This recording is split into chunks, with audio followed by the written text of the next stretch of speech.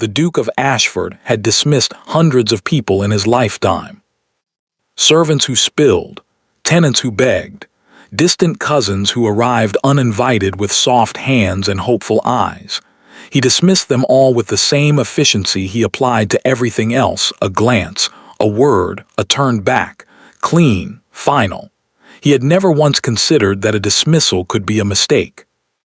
On the morning Evelyn Voss arrived at Ashford Manor, Thomas Briggs, valet, keeper of 30 years of Ashford silence, stood in the entry hall and watched his employer walk past a woman without looking at her. He said nothing. But his hands, clasped behind his back, tightened until his knuckles went white. He had known her name since before she could speak it herself. The Duke had not yet earned the right to hear it. The carriage that brought Evelyn Voss to Ashford Manor was not impressive. It was a hired conveyance, the kind that smelled of damp wool and other people's journeys, and it arrived 20 minutes late because one of the horses had thrown a shoe outside the village. Evelyn had waited by the road without complaint while the driver sorted it, her single trunk beside her, her hands folded in her lap as though she had all the time in the world. She did not, particularly, but she had learned long ago that visible impatience accomplished nothing except to make other people feel powerful. She stepped out of the carriage and looked up at Ashford Manor for the first time. It was exactly as her mother had described it: large without being beautiful, commanding without being warm.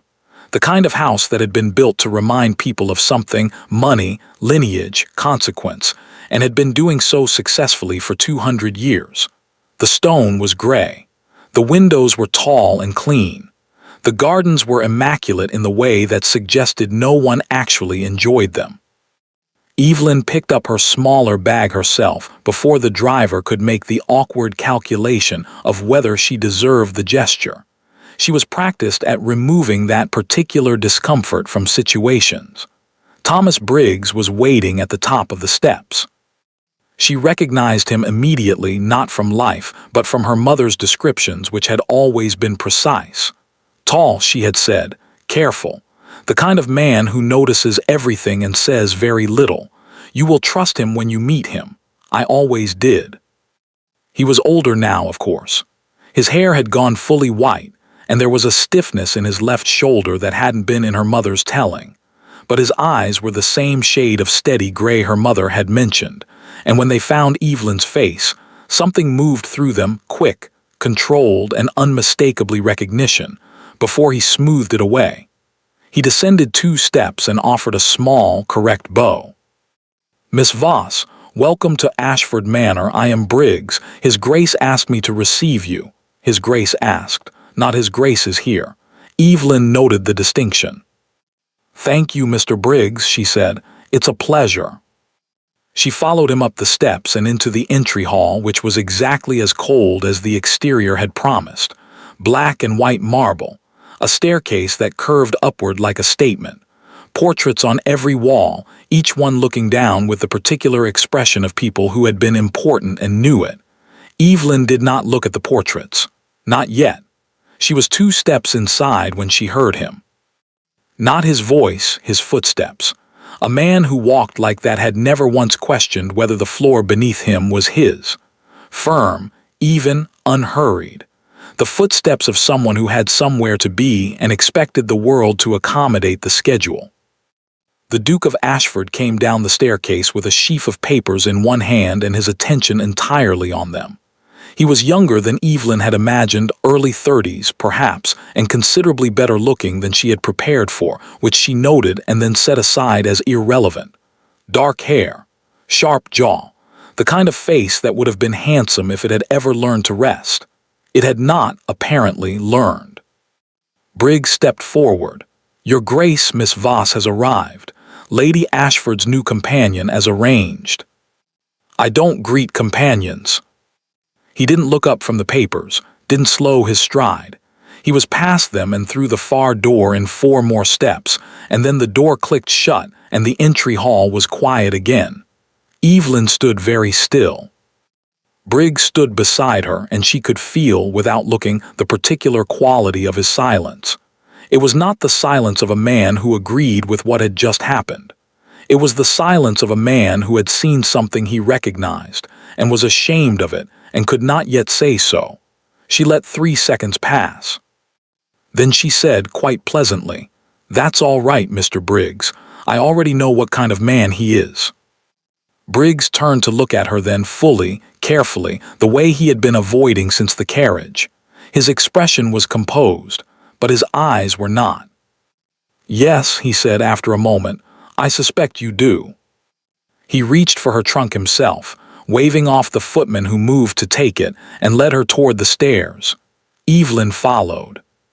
She did not look back at the door the Duke had walked through. She had not come to Ashford Manor for the Duke. Not yet. Ashford Manor had a rhythm, and Evelyn learned it within 3 days. Breakfast at 8, which Lady Ashford, the Duke's mother, a small, watchful woman with excellent posture and tired eyes, took in her sitting room rather than the dining hall. Evelyn's role was to be present, useful, and unobtrusive in equal measure. She poured tea. She read aloud when asked. She listened considerably more than she spoke, which suited her perfectly because people who believed they were not being listened to said remarkably honest things. Luncheon was informal. Dinner was not. The Duke dined at the family table every evening without exception, which Evelyn had not anticipated. She had assumed, based on everything her mother had told her, based on the papers she had read, based on 30 years of careful, quiet preparation, that the Duke of Ashford was a man who preferred his own company. And he did, clearly. But he preferred it at the head of his own table, with the correct number of people arranged around it, because appearances in this house were not optional. Lady Portia joined them most evenings. Evelyn had taken an inventory of Lady Portia Ashford within approximately 40 minutes of their first meeting and reached her conclusions.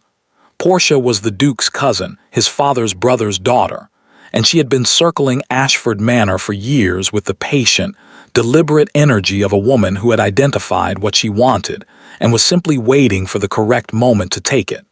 She was clever. She was charming when it served her. And she had looked at Evelyn on that first evening with the particular attention of someone who had just identified a variable they hadn't accounted for. Evelyn found her interesting. She was also careful not to show it. The humiliations were small at first, which was how Portia preferred to work. A remark at dinner about Evelyn's dress, not cruel precisely, just slightly too observant. What an interesting choice of fabric, so practical. A question about Evelyn's family background posed in front of the footman, casual and bright, designed to establish a ceiling. "Your people are from the north, I think you said. How rugged that must have been." Evelyn answered everything pleasantly and without defensiveness, which she could see frustrated Portia more than any reaction would have. The Duke, to his credit, or perhaps simply to his indifference, did not participate. He ate. He spoke when addressed on matters of the estate. He read documents at the table, which Lady Ashford tolerated with the resignation of a woman who had stopped fighting that particular battle years ago. He did not look at Evelyn. She did not require him to. What she required was time, and access, and patience, all 3 of which she had in abundance. On the 4th day she found the library. Not the public library, the formal room on the ground floor with its arranged volumes, and its portrait of the first Duke presiding over everything. The other one. The small, unlisted room on the 2nd floor east corridor that didn't appear on the household map Briggs had given her, but that she had located anyway by the simple method of paying attention to where Briggs himself walked when he thought no one was watching. The door was unlocked. She went in. It was a working room, not a decorative one.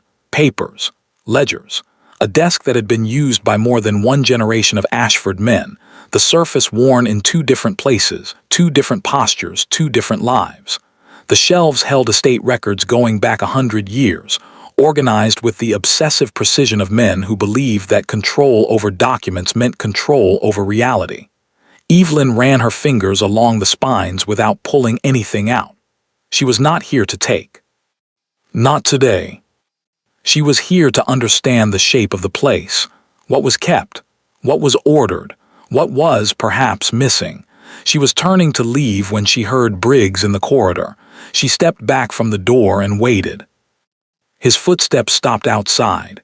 There was a pause, the particular pause of a man checking that he was unobserved, and then the soft sound of paper. Something being slid beneath the door at the corridor's far end. Not this door. The door at the end, the one that was always locked. Then his footsteps retreated. Evelyn waited until they faded completely. She walked to the far door and looked down. An envelope, already sealed. She could not see the contents, and she would not have opened it regardless, but she could see the handwriting on the front. She had grown up watching that handwriting, had learned her letters from it, had read every note and every instruction and every careful, measured word it had ever produced across 26 years of her life. Her mother's handwriting, on an envelope, in Ashford Manor, being passed to someone behind a locked door. Evelyn straightened up slowly. Her mother had been dead for 4 months. She said nothing at dinner that evening. She poured Lady Ashford's tea. She answered Portia's observation about the weather. She passed the bread without being asked, because she had already learned that the footman on the left was slow and the Duke's patience for waiting was approximately 4 seconds. The Duke glanced at her when she did it. Not a long glance, not a meaningful one. The glance of a man who had noticed an efficiency and was involuntarily cataloging it, the way he cataloged everything. Evelyn looked back at him for exactly 1 second, and then looked away. After dinner, walking back to her room along the east corridor, she passed the locked door. She did not stop. But she thought about her mother's handwriting, about Briggs' careful hands, about an envelope that had no business existing because the woman who wrote it had been buried in a churchyard in Yorkshire 4 months ago. Her mother had planned for this. Evelyn had known she was coming to Ashford Manor for a reason. She was beginning to understand that her mother had been here long before her. Evelyn chose her moment carefully. That was something her mother had taught her, not in a single lesson, not with any particular drama, but across a lifetime of watching a woman navigate circumstances that had never been designed with her comfort in mind. Timing, her mother had said once, folding laundry with the same precision she applied to everything, is not about patience. It is about knowing which door will open and which one will not, and never wasting your weight on the wrong one.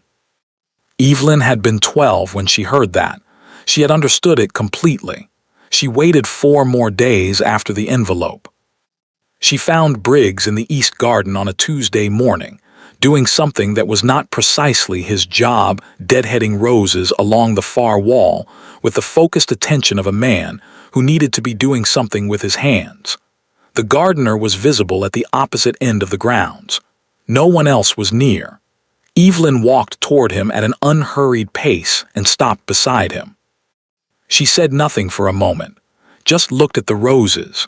There were deep red ones at the center of the wall, older than the rest, their canes thick and slightly wild compared to the disciplined rows on either side. "Those are different from the others," she said. Briggs glanced at them. "They were planted before my time. The late Duke's mother brought them from her family estate when she married." A pause.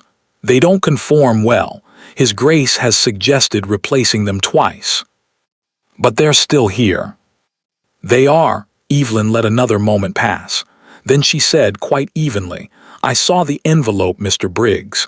His hands went still on the roses. He didn't turn, didn't speak. She watched his shoulders settle into the particular stillness of a man who had been waiting for something and had just heard it arrive. "I wasn't looking for it," she continued. "I want you to know that. I wasn't searching your movements or going through rooms I shouldn't have been in. I was in the East Corridor and I saw it, and I recognized the handwriting, and I have thought about very little else for 4 days." Briggs set down his small shears with deliberate care. "Miss Voss." "She's been gone 4 months, Evelyn said. "My mother, 4 months. And whatever she sent to this house, she sent before she died, which means she planned it. Which means she knew something about this place that she chose not to tell me directly." She paused. "I'd like to understand why." Briggs finally turned to look at her. In the morning light, his face was older than it seemed indoors, the lines deeper, the gray of his eyes more faded. He looked, Evelyn thought, like a man who had been carrying something heavy for a very long time and had developed such thorough muscle memory for the weight that he'd almost forgotten it was there. Almost. "Your mother," he said carefully, "was a woman of considerable foresight." "Yes, I know. What did she see from here?" He looked at her for a long moment. Then he looked away, back at the roses, and she had the distinct impression he was making a calculation, not of whether to speak, but of how much. "She and the late Duke," he began and stopped. "Go on." "They were," another stop. He seemed to be testing each word before he allowed it out. "Close. In the way that certain people are close when they are young and the world has not yet finished arranging them into their correct positions." Evelyn said nothing. She waited. "She was not of his station," Briggs continued. "His family, his father, his mother, the entire architecture of what the Ashford name required, none of it permitted what they were to each other. He was told very clearly what his future would look like, and he complied." Briggs paused. "He always complied. That was his great flaw and his great virtue simultaneously. He did what was required of him." "And my mother?" "Your mother left. She was asked to, and she went because she understood better than he did. I always thought that staying would have destroyed her more completely than leaving." He was quiet for a moment. "She was a sensible woman, sensible and very brave in the way that only quiet people can be brave." Evelyn's throat tightened. She did not let it show.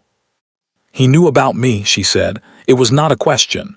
Briggs' answer was in the half-second before he spoke. "Yes." "He provided for us." "Yes," discreetly, consistently, until the day he died. Evelyn nodded once.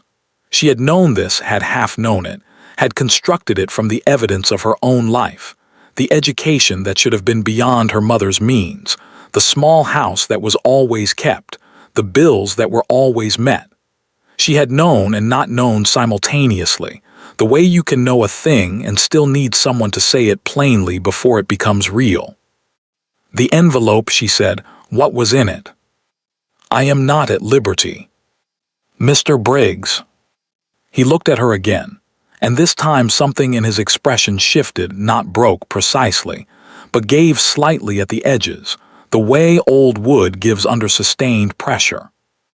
"A letter," he said, "written by your mother to the late Duke's solicitor, confirming certain arrangements, certain provisions he had made that were to be honored upon his death." He paused. "There was also a letter from the Duke himself, written some years ago and left in your mother's keeping. She was to send it here after she was no longer." He stopped. "After she died," Evelyn said. "Yes." "And where is the Duke's letter now?" "With the solicitor, who has been searching for you for 8 months. For the first time, something that was almost wry moved through his expression. "You found us rather before we found you." Evelyn looked back at the roses. "The old ones planted generations ago that didn't conform and hadn't been replaced despite 2 suggestions. Still here, still red." "There is something owed to me," she said quietly. "I didn't come here to cause difficulty. I came because my mother asked me to, and because there is something here that belongs to me and I would like to have it." "I know," Briggs said. "I know exactly why you came." The silence that followed was different from the silences before it, easier somehow, the silence of 2 people who had confirmed what they already knew. It lasted precisely until the sound of footsteps on the gravel path behind them. Evelyn did not turn immediately. She had learned, in 4 days at Ashford Manor, to calibrate her reactions to the Duke specifically. Too fast a response gave him information, and she was not yet ready to give him anything. She turned at a natural pace and found him 3 feet away, closer than she'd expected, which meant he had approached quietly. Deliberately or habitually, she wasn't sure yet. He was looking at Briggs. "I need the Carlton correspondence," he said. "It's not on my desk." "I'll bring it within the hour, Your Grace." The Duke's gaze moved to Evelyn, the same brief cataloging glance she had received at dinner, then back to Briggs. "You're deadheading roses. The gardener is occupied with the south beds, Your Grace." A pause. The Duke looked at the roses himself. Something crossed his face, not sentiment exactly, but something adjacent to it, something quickly suppressed. "Leave the red ones," he said, and walked back toward the house. Evelyn watched him go. Then she heard Briggs very quietly beside her. "He has said that," Briggs murmured, "every year since his father died." Evelyn said nothing. But she filed it away, carefully, next to everything else she was learning about a man who ran his house like a ledger and left his father's roses untouched every single year without, apparently, knowing why. That evening at dinner, she felt the Duke look at her. Not the catalog glance. Something slower. The look of a man who had gone back to a page he'd already turned and found something on it he hadn't read properly the first time. Evelyn passed the bread to the footman on the left before he could fumble it. She did not look up. Across the table, Lady Portia's eyes moved between them like a compass needle finding north. The invitation came from Portia, which meant it was not an invitation. It arrived on a Wednesday morning in the form of a bright, pleasant suggestion made in front of Lady Ashford at breakfast. "I thought I might show Miss Voss the East Wing today, Aunt. She hasn't seen the full house, and it seems a shame," delivered with the particular warmth of a woman who had already decided what was going to happen and was simply performing the asking. Lady Ashford looked up from her tea with the expression of someone who had been watching Portia operate for 20 years and had reached a state somewhere between exhaustion and dark amusement.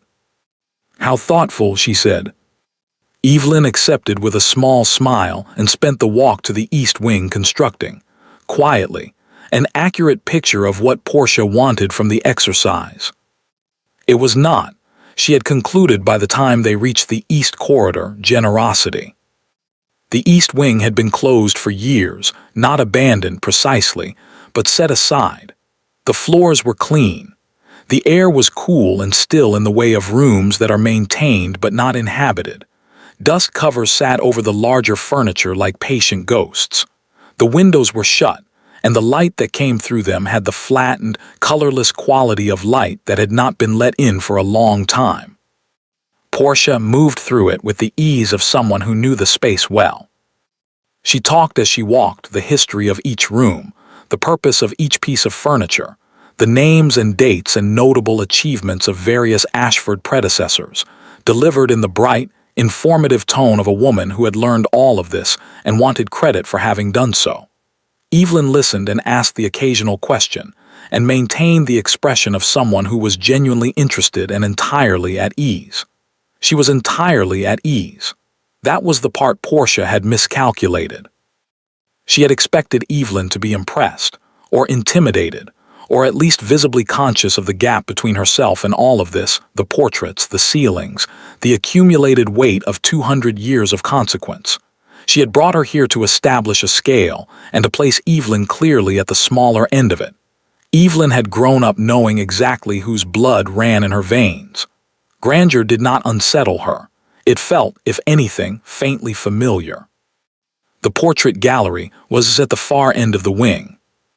It was a long room with tall windows on one side and portraits on the other, generations of Ashford faces arranged chronologically, each one looking out with the family's characteristic expression of composed authority. Evelyn walked the length of it slowly, Portia beside her, still talking, her voice beginning to carry the faint edge of someone whose plan is not producing the intended results. Evelyn stopped. She stopped because she had to. She had prepared herself for this room, had known, intellectually, that it would contain what it contained, had given herself firm instructions about composure and timing, and the importance of not giving anything away to an audience that was specifically looking for something to use. The preparation was insufficient. The portrait was 3/4 down the wall. A woman, painted in the style of 30 years ago, softer than the more recent work, warmer in its palette, with the slightly idealized quality of a portrait commissioned by someone who loved the subject. She was young in it, dark-haired, seated beside a window with light coming in from the left, her hands folded in her lap, her expression composed and just slightly, just barely, amused by something happening outside the frame.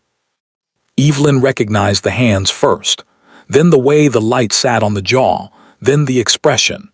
She had seen that expression her entire life, in mirrors. She stood in front of it and could not, for the span of several seconds, move or speak or perform any of the things she had been performing successfully for 11 days. Beside her, Portia had gone quiet. "Who is this?" Evelyn asked. Her voice came out level. She was distantly grateful for that. Portia was looking at the portrait, and then at Evelyn, and then at the portrait again. And Evelyn could see, without turning to look directly, the exact moment that Portia understood what she was seeing. The resemblance was not subtle. The resemblance was, in fact, the kind that stopped people in galleries and made them ask questions. "The late Duke's first wife," Portia said slowly. "She died before she died young. There were no children. The Duke, the current Duke's father, married again after some years. The Dowager is his second wife." Evelyn nodded. She looked at the portrait for 3 more seconds. Then she moved on, continuing down the wall at the same unhurried pace she had maintained throughout. Portia followed. Neither of them said anything else in the portrait gallery. Evelyn heard the door at the far end open before she saw him. The Duke stepped into the gallery from the east entrance and stopped when he found it occupied. His expression cycled through several things in rapid succession: surprise, controlled irritation at the surprise, and then something else entirely as his eyes moved from Portia to Evelyn. Evelyn was standing in front of the last portrait in the row. A man, this one. Dark-haired, sharp-jawed, painted perhaps 20 years ago. The late Duke, in early middle age, looking out of the frame with an expression that was, she could see it now, standing this close, considerably more complicated than authority. She had positioned herself there deliberately, without quite planning to, which was the part that unsettled her slightly. The Duke looked at her face, then at the portrait behind her, then at her face again. The gallery was very quiet. Portia said brightly, "We were just finishing the tour, James. Miss Voss hadn't seen the East Wing." The Duke said nothing. He was still looking at Evelyn with an expression she hadn't seen on him before, not the catalogue glance, not the controlled indifference of dinner time, but something stripped of its usual management. Something that was, for once, not performing anything at all. Evelyn met his eyes for a moment. Then she said pleasantly, "It's a beautiful wing. Thank you for the suggestion, Lady Portia." She turned toward the door. "I should get back to Lady Ashford." She walked out of the gallery at the same unhurried pace she had walked in. Behind her, the silence she left had a different quality from any silence she'd produced in Ashford Manor before. This one had weight. She was halfway down the east corridor when she heard his footsteps behind her. Not Portia's light, deliberate step. The Duke's firm, even the footsteps of a man who had always known the floor was his, except that right now they were slightly faster than usual. She stopped and turned. He was 6 feet away when he stopped. He looked, she catalogued this carefully, like a man who had started moving before he had decided where he was going. "Miss Voss," he said. "Your Grace." A pause. He looked at her the way he had looked at the portrait, like a man trying to read something he hadn't been given the language for. "How long have you been in the East Wing?" he asked. "Perhaps an hour." Lady Portia was kind enough to. "Did you go into the gallery on your own at any point, before today?" Evelyn looked at him steadily. "No, Your Grace, today was my first time." Another pause, longer. "My father," he said, and stopped. Something moved through his expression, careful, reluctant, the movement of a man approaching a door he wasn't certain he wanted to open. "My father he was a man who kept things in order, everything in its correct place." That quality appears to have been inherited, Evelyn said. It came out with slightly more edge than she intended. The Duke blinked. Then, astonishingly, so briefly she nearly missed it, something at the corner of his mouth moved. Not quite a smile. The memory of one, perhaps, or the possibility. It disappeared immediately. Yes, he said. Well. He looked at her for one more moment with that new, unmanaged expression. Then he turned and walked back toward the gallery. Evelyn watched him go. She turned and continued toward Lady Ashford's rooms. Her hands at her sides were not quite steady. She allowed that privately for the length of the corridor. Then she composed herself and knocked on Lady Ashford's door and went inside. Behind her, somewhere in the east wing, the Duke of Ashford was standing in front of his father's portrait, asking it, silently, a question that had needed asking for 30 years. That night, long after the house had gone quiet, she heard his footsteps in the corridor outside Briggs' door. She heard the knock, the door opening, the low, deliberate sound of a voice asking for something. She did not hear the answer, but she heard very clearly the silence that followed it, the silence of a man receiving information that rearranged everything. Briggs told him everything. Not all at once. That was not Briggs' way, and it was not, Evelyn suspected, the Duke's way either. Two men who communicated in precise, measured units, who had spent 30 years in the same house developing a vocabulary of understatement so refined it had become its own language.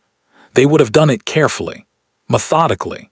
The way you approach something that, once said, cannot be unsaid. She knew because she had done it herself. 4 days of watching and waiting before she approached Briggs in the garden. The careful calibration of how much to ask for and when and in what order. She recognized the shape of it. She just wasn't in the room for it. The Duke did not come to breakfast. Lady Ashford noted his absence without comment, which meant it was not unusual enough to remark on but unusual enough to notice.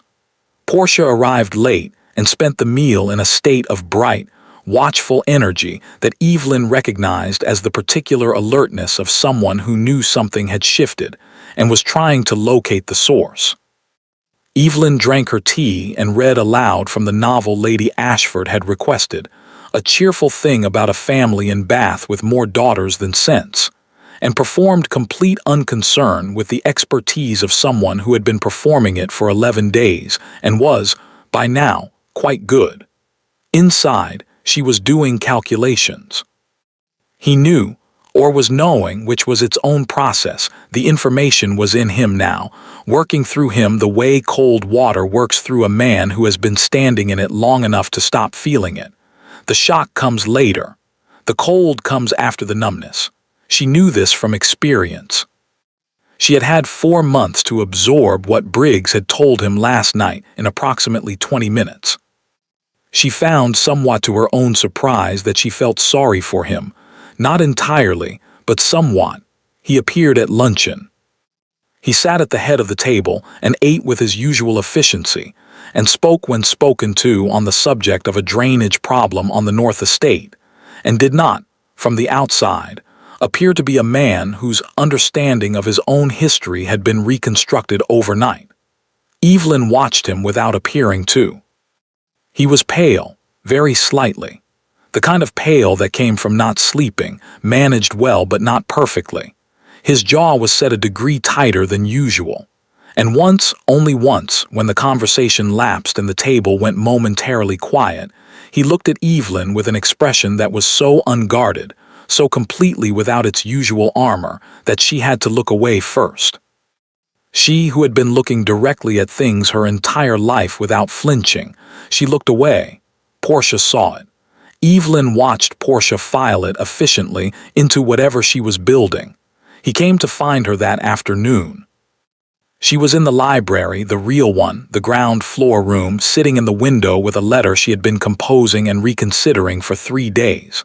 The solicitor, the arrangements, the thing she had come here for, which had seemed so simple and so clear when she planned it from a small house in Yorkshire, and which had become, in 11 days, considerably more complicated.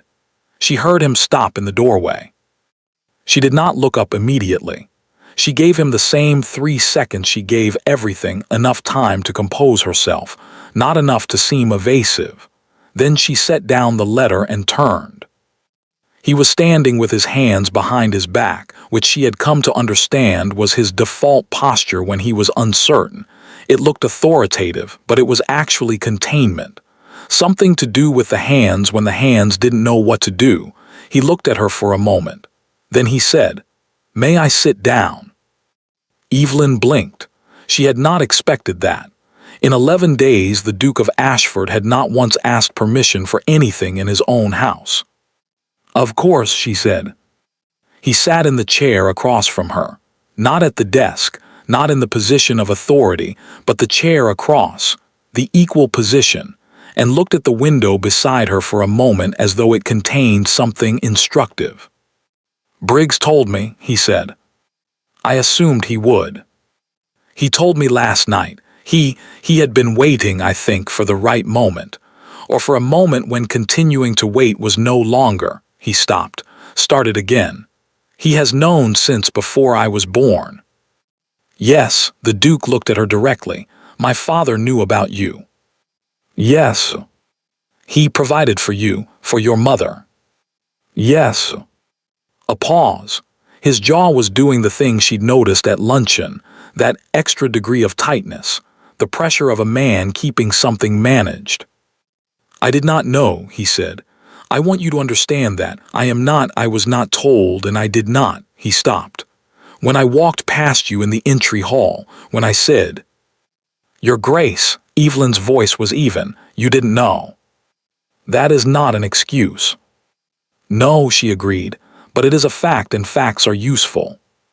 He looked at her.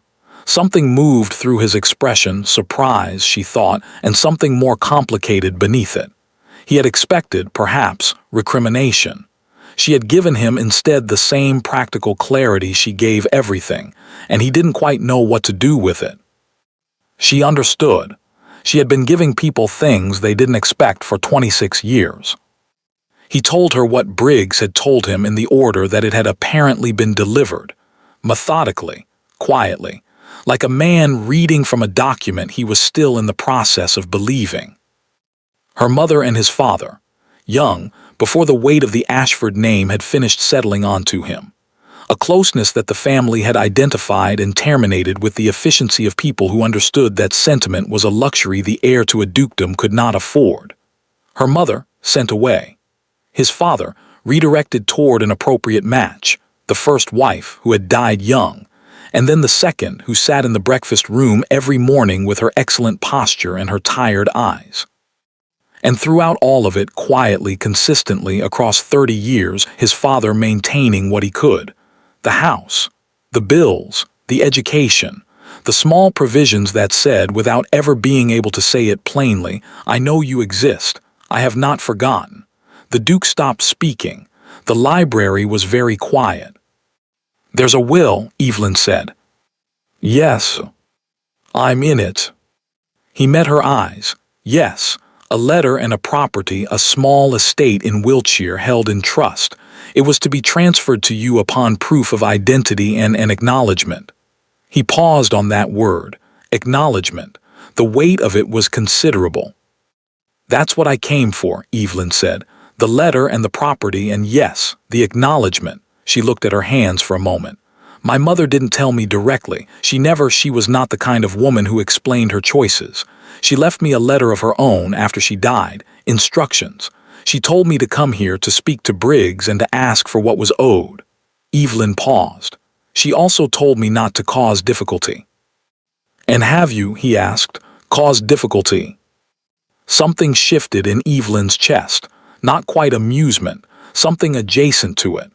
"I applied for a position as a lady's companion and I deadheaded roses with your valet.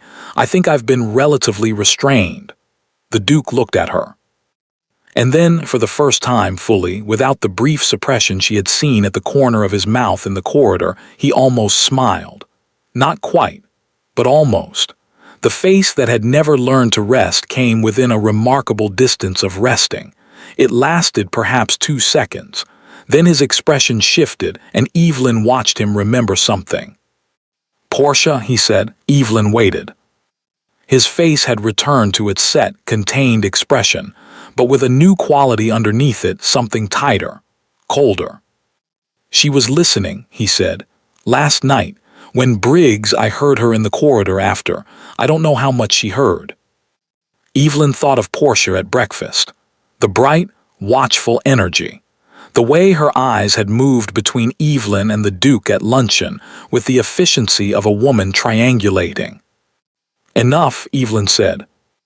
"Yes." He was quiet for a moment. There are financial interests. The estates entail certain provisions that depend on the structure of the family remaining as she has understood it to be. He said it carefully, precisely, the way he said everything. "If your claim is legitimate." "It is legitimate." "I know." No hesitation, just fact. Clean and immediate and completely without the equivocation Evelyn had half prepared herself for. I know it is. I have looked at you and looked at that portrait, and I am not in any doubt." He paused. "What I am saying is that Portia will not accept it without a fight, and the fight she chooses will not be a private one." Evelyn looked at him steadily. "What kind of fight will it be?" The Duke's expression was exactly the expression of a man who already knows the answer and does not enjoy it. "The kind," he said, "that happens in public." She found out how public on Friday evening. She found out at dinner, which was the correct setting for it, because Portia had always understood that an audience multiplied the effect of everything. They were 5 at the table: Lady Ashford, the Duke, Portia, Evelyn, and a Mr. Harwick, a county magistrate who dined at Ashford Manor once a month and who had the mild, pleasant face of a man who enjoyed good food and held no strong opinions about anything. He was the audience. Evelyn understood this within 30 seconds of sitting down. Portia waited until the second course. "I had the most interesting conversation today," she said, in the bright tone that Evelyn had learned to treat as a weather warning, "with Mrs. Alcott in the village. She asked me about our new companion," a small, warm smile at Evelyn. "Everyone is curious, naturally, we so rarely have new faces." Evelyn said nothing. She reached for her water glass. "She asked about your family," Portia continued. "I realized I didn't know very much. Your mother was from Yorkshire, you said, and your father, I don't think you've mentioned your father."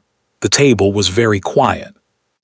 Lady Ashford had gone still in the particular way of a woman who has decided to see what happens before deciding whether to intervene. Mr. Harwick was looking at his plate with the focus of a man wishing he were somewhere else entirely. The Duke had not moved. Evelyn set down her water glass. She looked at Portia. And she said, quite pleasantly, "My father's name is a matter that's currently being handled by a solicitor. I expect it will be resolved very shortly." Portia's smile did not waver. "How mysterious. You'll forgive my curiosity, it's only that certain questions have arisen in the village about the nature of your connections to this house. People talk naturally when a young woman arrives without clear antecedents and inserts herself into a household of—" "Portia," the Duke's voice. Not loud, not heated, simply final. The single word of a man who had decided, somewhere between the East Wing and this dinner table, exactly where he stood. Portia turned to him with an expression of polite inquiry. He looked at her for a moment. Then he looked at Mr. Harwick, who had stopped pretending to look at his plate and was now watching with the helpless attention of a man witnessing something he would be describing at dinners for years. The Duke set down his fork. "Miss Voss's connections to this house," he said, "are a matter I intend to address properly and formally, very shortly." His eyes moved to Evelyn.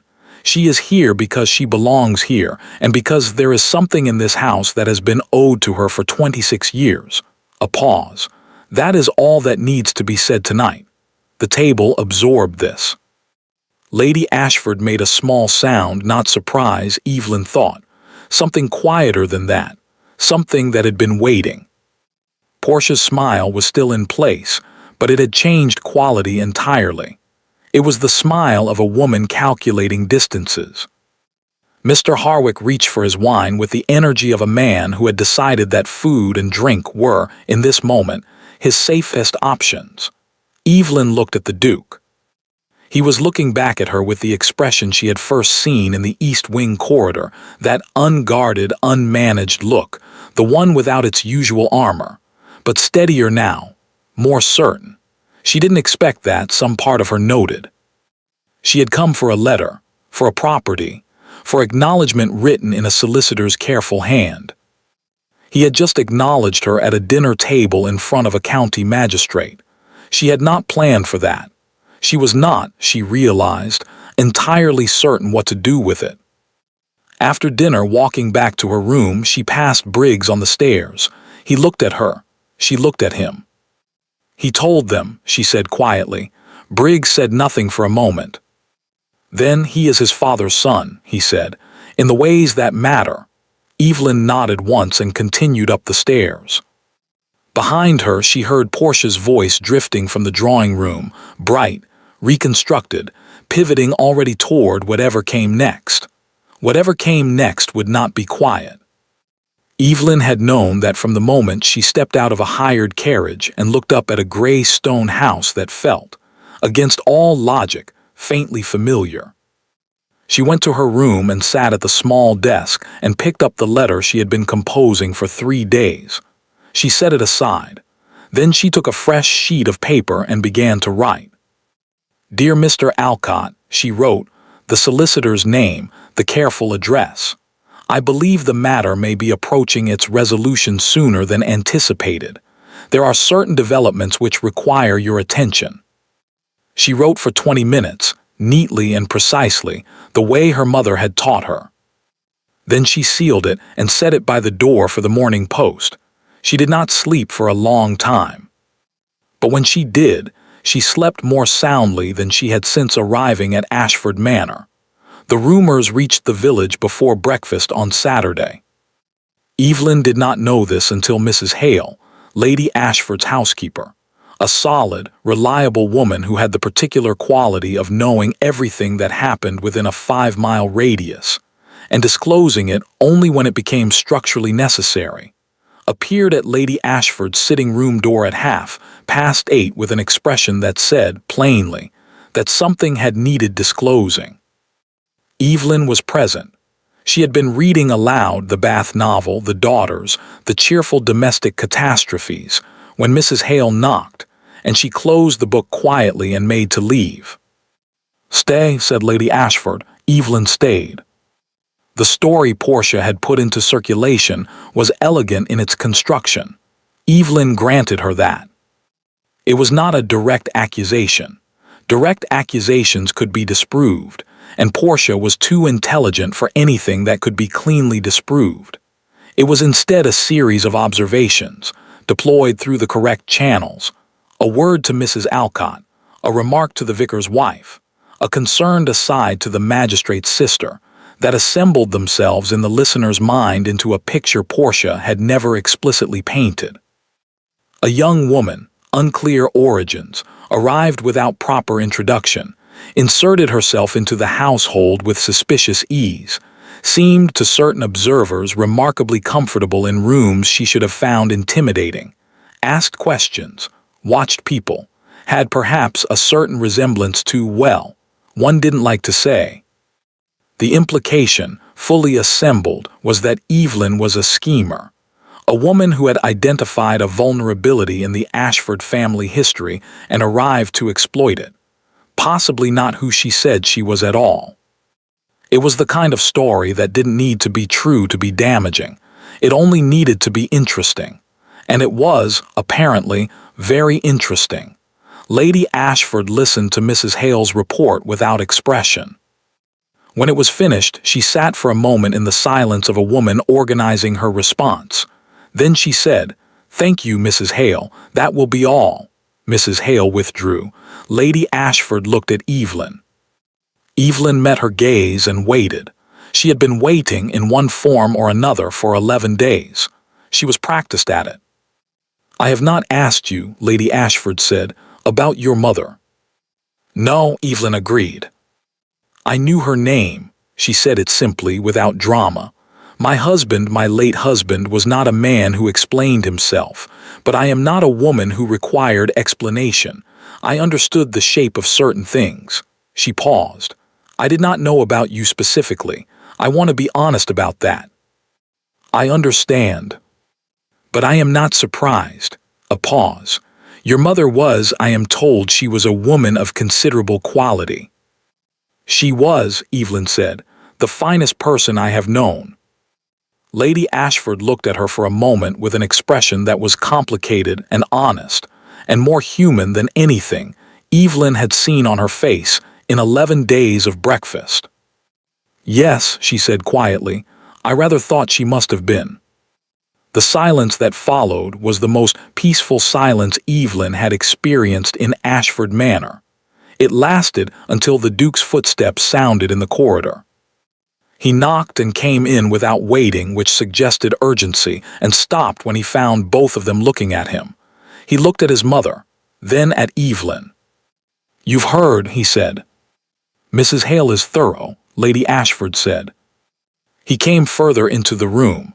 He had the look of a man who had been awake since before the rumors reached the house, which meant, Evelyn calculated, that Portia had not been subtle about her timeline. He had known this was coming. He had been thinking about it since dinner. There is a dinner tonight, he said. The Harwicks, County Assembly, 20, perhaps 25 people. Portia will be there. Of course she will, said Lady Ashford. I intend to go. He looked at Evelyn. I would like you to come. Evelyn considered him as your mother's companion. No, the word was immediate, flat, certain. Not as her companion. As he stopped, the jaw tightened. He was, she understood, in the process of saying something out loud for the first time, which always costs more than saying something the second time. As my father's daughter, as the person you are, as someone I am introducing properly, which should have been done, he stopped again. Which should have been done correctly from the beginning. The room was very quiet. Lady Ashford was looking at her son with an expression Evelyn couldn't fully read, something between assessment and something softer, something that might have been, quietly, pride. Portia will make it unpleasant, Evelyn said. Yes. She will have prepared things to say. She's had since last night. I know. It will be a public scene. People will talk regardless of how it resolves. Miss Voss. The Duke looked at her directly, and his expression was the one from the corridor outside the gallery, unguarded, unarmored, the face of a man who had spent 34 years running everything on efficiency and had arrived, somewhat abruptly, at a situation that efficiency could not solve. I am aware of the consequences. I am asking you anyway. Evelyn looked at him for a long moment. Then she said, What time does it begin? She wore the better of her two good dresses, dark blue, simply cut, the kind of dress that announced nothing except that its wearer had not tried too hard, which was its own kind of statement. She put her hair up herself, the way her mother had taught her, neat and plain and without ornament. She looked in the mirror for a moment. Her mother looked back at her, the jaw, the hands, the particular quality of composure that was not coldness but was often mistaken for it. Don't cause difficulty, her mother had written. Evelyn picked up her gloves. She had not caused difficulty. Difficulty had organized itself around her with considerable enthusiasm and very little help from her. She felt, under the circumstances, that this distinction was meaningful. The Harwick house was lit from every window when their carriage arrived. Evelyn could hear the dinner through the walls' voices, the particular acoustic of 25 people in a formal room performing sociability at each other. She had attended gatherings like this her entire life, though never from this angle, always at the edges, always in the position of someone whose presence was tolerated rather than expected. Tonight was different. The Duke handed her down from the carriage himself. It was a small gesture. She suspected he had not planned it, that his hand had simply extended before the calculation had been made. But she took it, and they walked up the steps, and the footman opened the door and they went in. The room noticed them immediately. Not loudly. It was too well-bred a room for loud noticing. But Evelyn had spent her life reading the quiet registers, the slight pause in a nearby conversation, the redirected glance, the small adjustments that people make when something unexpected has walked through a door. She kept her chin level and her pace unhurried. Portia was at the far end of the room. Evelyn found her in the first 10 seconds, not because she was looking for her specifically, but because Portia was the kind of person who positioned herself in rooms for maximum visibility, and Evelyn had learned to locate that kind of person on instinct. She was with a cluster of county women, Mrs. Alcott among them, and she turned when the Duke and Evelyn entered with an expression that had been prepared. The evening began. It was, as predicted, unpleasant. Not immediately. Portia was too skilled for immediately. She let the room settle. She let the Duke make his rounds, the magistrate, the local landowners, the county business that required his attention. She let Evelyn stand beside Lady Ashford and be introduced, by Lady Ashford, to 3 or 4 women of solid county standing who received her with the careful politeness of people who had heard something, and were now performing the act of not having heard it. Evelyn was gracious and warm and unrattled, which she could see confounded 2 of them considerably. Then Portia moved. She crossed the room during a lull. That was the skill of it, the timing, the selection of the moment when the most people were in proximity, and the ambient volume was low enough for a conversation to carry, and arrived at Evelyn's side with a bright smile and a voice pitched for the surrounding radius. "Miss Voss, how lovely that you could come." The smile. "I do hope you're feeling settled. It must be disorienting, all of this, for someone in your position." Evelyn turned to look at her pleasantly. "My position." "The uncertainty, not knowing quite where one stands." Portia tilted her head. "Certain questions have been raised naturally about the nature of your visit. People are curious about your background, your people. It's only human." "Of course," Evelyn said. "And one does feel, I speak as someone who cares about the family, you understand, one does feel that clarity would benefit everyone. Before things proceed any further." A delicate pause. "Whatever things those might be." The surrounding radius had gone very quiet. Evelyn opened her mouth. "Miss Voss's background," said the Duke, "is not uncertain." He had crossed the room. She hadn't tracked him, which was unusual for her, and was standing 3 feet away with a glass in one hand and an expression of complete, controlled composure. He looked at Portia, and then at the room, and Evelyn watched him make the decision she had seen him approaching all day. He set his glass down on a nearby table. "Her father," he said clearly at a volume calibrated for the room, "was the late Duke of Ashford, my father. She is his daughter, acknowledged in his will and in his private correspondence and confirmed by his solicitor, who will be arriving on Monday to complete the formal arrangements." He paused. "She came to this house to collect what was left to her. She has been received in this house as what she is."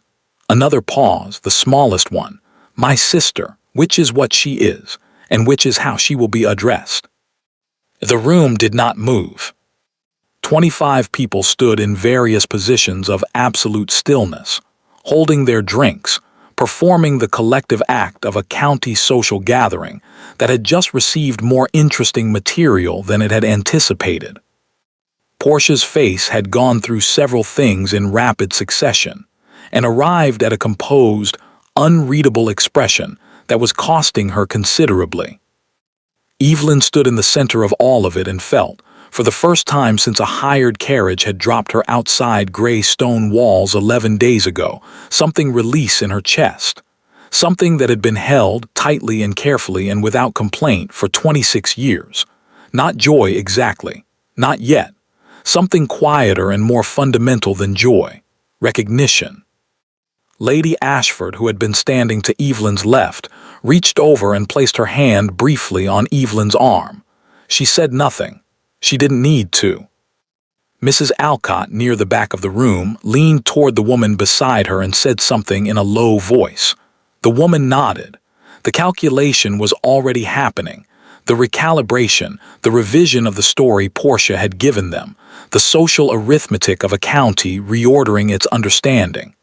Portia was still standing in the center of the room. The Duke looked at her. "I believe," he said with the pleasant, final tone of a man closing a ledger, "that the soup will be served shortly." He turned to Evelyn and held out his arm. She took it. They walked to the dinner table together, the Duke and his father's daughter, and the room moved around them in the careful, watching way of people who understood they were witnessing something that would be discussed for some time. Evelyn kept her chin level. Her hand on his arm was steady. At the far end of the table she could see Briggs in her mind, not here, back at the manor, sitting in his small room with 30 years of silence finally spent. He had known her name since before she could speak it herself. She sat down at the table. The soup was served. And Evelyn Voss, daughter of the late Duke of Ashford, inheritor of a letter and a property in Wiltshire, and a name that had been waiting for her for 26 years, picked up her spoon and began. 6 months later, Ashford Manor had a different quality to it. Not dramatic, not the kind of change that announced itself. The stone was the same gray. The gardens were still immaculate in the way that suggested no one enjoyed them, though Evelyn had recently suggested to the head gardener that the south beds might accommodate something less disciplined, and he had looked at her with the expression of a man who had been waiting 20 years for someone to say exactly that. Small things. The quality of small things.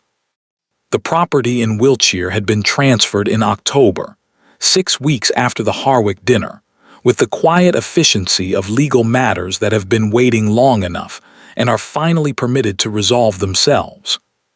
Evelyn had gone to see it on a gray Tuesday morning, alone, which was how she had wanted it. It was a modest estate, not grand, nothing like Ashford Manor, nothing that announced itself from the road. A stone house of sensible proportions set back from a lane lined with elms that had been there for 100 years and intended to be there for 100 more. The gardens were overgrown. The house needed work. The windows on the east side needed replacing entirely. Evelyn had stood in the front drive and looked at it for a long time. Her father had bought it quietly 27 years ago, the year before Evelyn was born. He had maintained it, through a solicitor, without ever visiting. He had left it to her in a will that named her plainly and without equivocation, which had cost him something. She understood that now, understood the courage of a man who had spent his life complying putting one true thing into a document that would outlast him. She had stood in the drive until the solicitor beside her grew slightly cold and slightly restless. Then she had gone inside. The letter was read on a Wednesday. Briggs brought it to her himself, not handed it off to a footman, not left it on a tray. He brought it personally, to the small sitting room she used in the mornings, and placed it on the table beside her tea with the careful deliberateness of a man completing something he had been carrying for a very long time. She waited until he had gone. Then she opened it. Her father's handwriting. She had never seen it before. It was nothing like her mother's larger, less precise, the handwriting of a man who wrote quickly and thought faster than his hand could follow. The date at the top was 11 years ago. She had been 15. She read it once straight through without stopping. Then she set it down and looked out the window at the gray November garden for a while. He had not written it well. He had written it honestly, which was harder and more valuable, and she found she preferred the honesty to any elegance he might have managed. He wrote about her mother with a directness that must have cost him. He wrote about his own failures without the softening language men of his position typically used to describe their failures. He wrote about Evelyn, whom he had never met, whose face he had never seen, with a specificity that suggested he had thought about her considerably more than distance and silence had allowed him to demonstrate. At the end, in handwriting that was slightly less controlled than the rest, as though the hand had finally outrun the composure entirely, he had written, "I did not do enough. I knew it then and I have known it every year since. What I am leaving you is not sufficient recompense for that. It is what I have to give, and I give it completely, and I ask nothing in return except that you know whatever else you were told or not told, whatever shape the world took around you without my being in it, that you were known. You were not forgotten. You were, in the way, available to a man who had run out of better options, loved. Evelyn read it twice more. Then she folded it carefully and put it in the inside pocket of her jacket, close to her chest, where she carried it for the rest of the day without taking it out again. Portia left for Bath in November. It was announced as a visit, the winter season, friends, the usual social reasons, and everyone in the county understood it to be what it was, which was a strategic withdrawal to a position from which she could reconstruct. She left with her customary composure and said goodbye to Evelyn with the polished grace of a woman who had recalibrated, and was too intelligent to carry visible resentment into a situation she could not win. Evelyn shook her hand and wished her a pleasant journey and meant it genuinely, because she bore Portia no malice. Portia had wanted something and had fought for it in the way available to her. Evelyn understood that impulse entirely. She just hadn't lost. The relationship between Evelyn and the Duke was not simple. She had known it wouldn't be. You could not compress 26 years of absence into 6 months of adjacency and arrive at something uncomplicated. There were awkward dinners. There were conversations that stopped at exactly the wrong moment. There were days when she could see him recalibrating, looking at her, and seeing his father, or seeing the shape of a history he hadn't been given, or simply struggling with the ordinary difficulty of having a sister he had not been raised to have. She gave him room for all of it. She had not come to Ashford Manor for simplicity. What they had built was careful and real and theirs, which was more than either of them had started with. He had begun in small ways to ask her opinion on things. The estate management, sometimes, she had a better head for figures than he initially expected, which had produced one memorable dinner conversation when she identified an error in the Carlton correspondence he'd been trying to resolve for 3 weeks. He had looked at her for a full 5 seconds before he responded. She had eaten her soup and said nothing, which was its own kind of communication. He had laughed just briefly, the real version unmanaged, the laugh of a man surprised into it.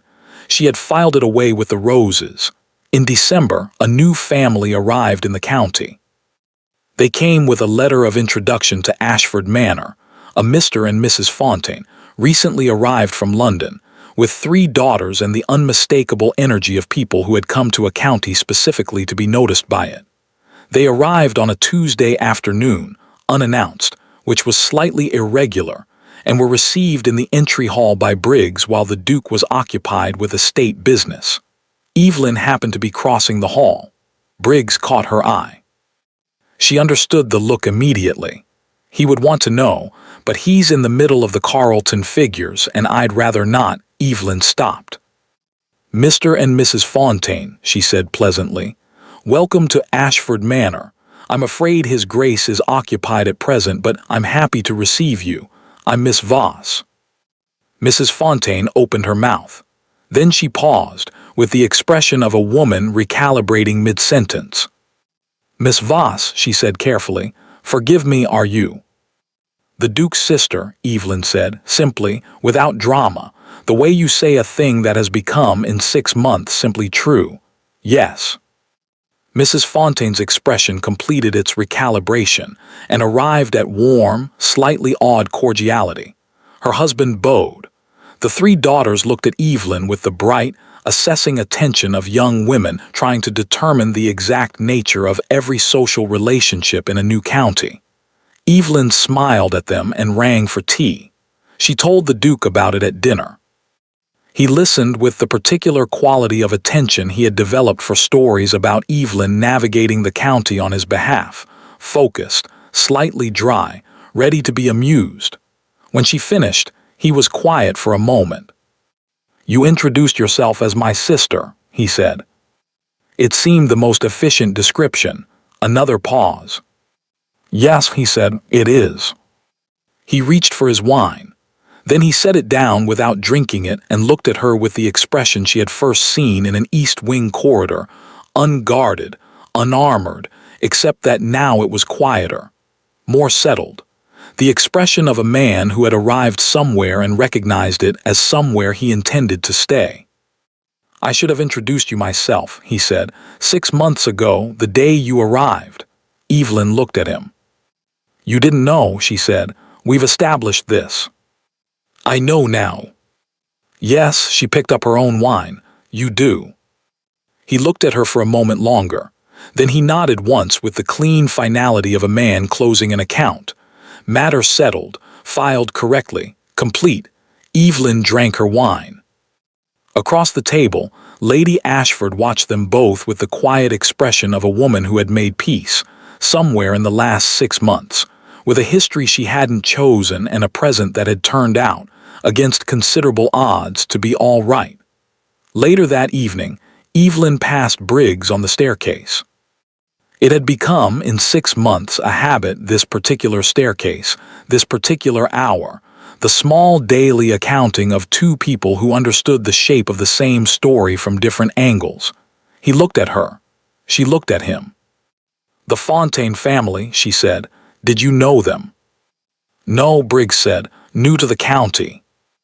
"The youngest daughter has her mother's eyes and her father's stubbornness. She'll cause someone a great deal of trouble in about 3 years." Briggs considered this. "Should I warn anyone?" "Not yet," Evelyn said. "Let it develop." She continued up the stairs. Briggs watched her go. He had known her name for 30 years. He had watched it be spoken at a county dinner in front of a magistrate and 24 witnesses. He had watched it be given back to her, properly, by the son of the man who should have given it himself.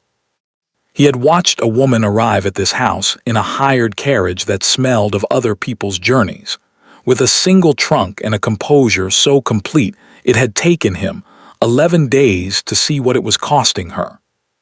And he had watched her, in 6 months, become entirely and unmistakably at home. He turned off the lamp at the foot of the stairs. The house settled into its nighttime quiet, the particular quiet of old stone and long history, and people who had, finally, been placed correctly in the rooms they belonged in. He had known her name for 30 years. It had taken the Duke considerably less time to learn what it was worth. Thank you for listening to the story all the way to the end. Please tell us which city you're watching from and what the story made you feel. Don't forget to subscribe so you won't miss new stories.